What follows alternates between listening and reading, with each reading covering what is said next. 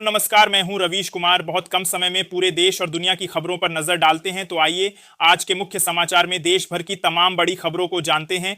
आपसे हाथ जोड़कर रिक्वेस्ट है कि इस वीडियो को आखिर तक देखना और हमें सपोर्ट करने के लिए हमारी चैनल को सब्सक्राइब करें। और आप हमारा वीडियो कहां से देख रहे हैं, कमेंट बॉक्स में जरूर बताइए। ममता बनर्जी ने बीजेपी को दे डाली बड़ी चेतावनी, कहा एसआईआर लागू हुआ तो मैं पूरे देश में बीजेपी की नींव हिला दूंगी। सीएम ममता बनर्जी ने एसआईआर के खिलाफ चांदपारा से मथुआ हार्टलैंड ठाकुर नगर तक विशाल मार्च निकाला। भारी भीड़ उमड़ी और ममता ने कहा कि जनता के अधिकारों पर किसी तरह की चोट बर्दाश्त नहीं की जाएगी। राम मंदिर के शिखर पर भगवा धर्म ध्वज लहराया गया और प्रधानमंत्री नरेंद्र मोदी ने ध्वजारोहण किया। वहीं अयोध्या में मुख्यमंत्री योगी आदित्यनाथ ने कहा कि हमने कहा था राम लल्ला हम आएंगे, मंदिर वहीं बनाएंगे, और आज अयोध्या में धर्म ध्वज लहरा रहा है। राहुल गांधी ने कहा कि देश की मतदाता सूची के साथ खुला खेल हो रहा है और एसआईआर प्रक्रिया वोट की चोरी को सिस्टम में फिट करने की सबसे बड़ी साजिश बन चुकी है, जहां लाखों नाम बिना वजह हटाए जा रहे हैं, कुछ को मृत दिखाकर बाहर किया जा रहा है और चुनाव आयोग चुप्पी साधे बैठा है।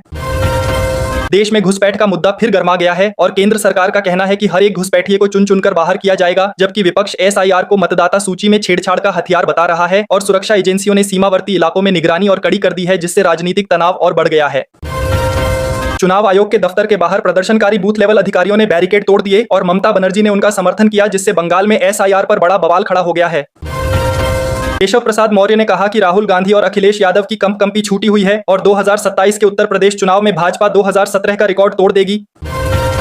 तृणमूल कांग्रेस ने आरोप लगाया है कि चुनाव आयोग भाजपा की बी टीम की तरह काम कर रहा है और एसआईआर का इस्तेमाल बड़े पैमाने पर वोटर हटाने के लिए किया जा रहा है, जिससे बंगाल में राजनीतिक हलचल बढ़ गई है। चुनाव से पहले मुख्यमंत्री ममता बनर्जी महाकाल मंदिर बनवा रही हैं, जिसे हिंदू वोट साधने की कोशिश माना जा रहा है और इसी दौरान बंगाल में एसआईआर को लेकर राजनीतिक टकराव लगातार तेज होता जा रहा है।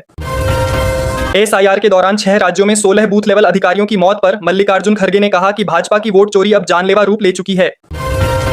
मुकेश सहनी ने कहा कि अभी तो उनका गृह विभाग छीना गया है, आगे भाजपा मुख्यमंत्री नीतीश कुमार से मुख्यमंत्री की कुर्सी भी छीन लेगी। अमित शाह ने दोहराया कि 15 फरवरी 2026 तक सभी नक्सली हथियार डाल देंगे और इस बारे में उन्होंने 3 राज्यों को पत्र लिखा है। मुख्यमंत्री योगी आदित्यनाथ ने कहा कि छल और छद्म से देश की जनसांख्यिकी बदलने की कोशिश हो रही है और इस पर उन्होंने गंभीर चेतावनी दी है। अखिलेश यादव ने कहा कि वोटर लिस्ट में आपका नाम कट जाएगा, जबकि चुनाव आयोग का कहना है कि उत्तर प्रदेश में एसआईआर पूरी तरह सही तरीके से चल रहा है। बिहार चुनाव के बाद लालू यादव परिवार की परेशानियां बढ़ती जा रही हैं और तेजस्वी यादव दिल्ली के लिए रवाना हो गए हैं। बिहार के उप मुख्यमंत्री विजय कुमार सिन्हा ने पद संभालते ही भूमाफिया के खिलाफ सख्त कार्रवाई का ऐलान कर दिया है। झारखंड के स्वास्थ्य मंत्री इरफान अंसारी ने एसआईआर को लेकर विवादित बयान दिया कि यदि कोई बूथ लेवल अधिकारी आपके घर नाम काटने आए तो उसे घर में बंद करके ताला मार दो। गाजियाबाद में मुख्यमंत्री योगी आदित्यनाथ गुफा मंदिर का उद्घाटन करने आ रहे हैं और प्रशासन पूरी तैयारी में जुटा है। बिहार चुनाव में हार के बाद राष्ट्रीय जनता दल ने 32 गायकों को नोटिस भेजा है और उनके खिलाफ कार्रवाई की तैयारी कर रही है।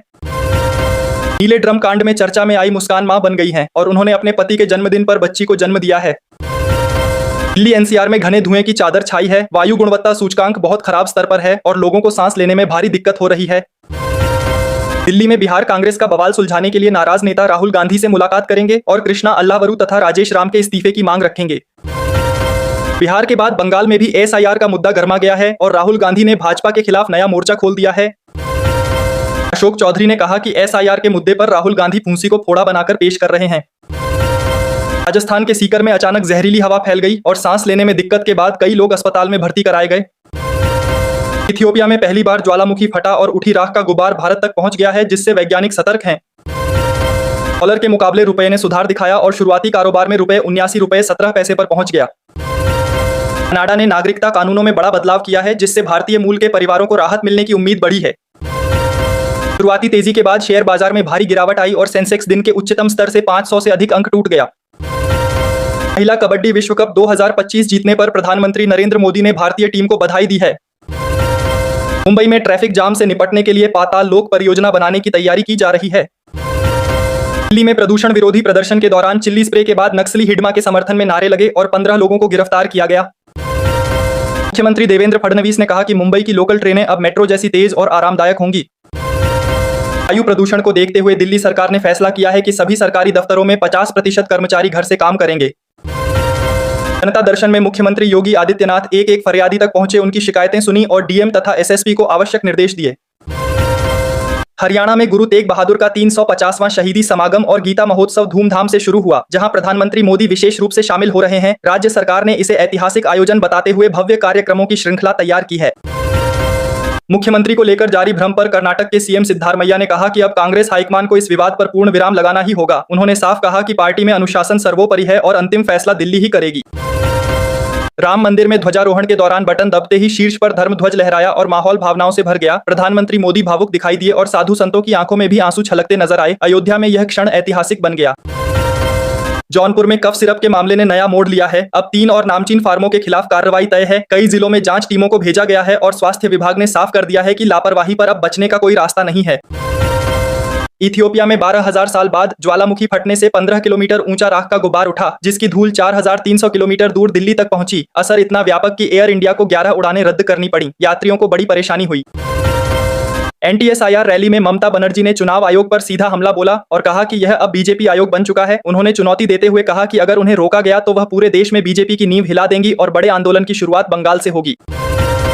सोना 2,034 रुपए उछलकर 1,25,342 पर पहुंच गया, जबकि चांदी 3,369 बढ़कर 1,57,019 पर। इस साल सोना कुल 49,180 और चांदी 71,002 रुपए महंगी हुई। बाजार में तेजी जारी है।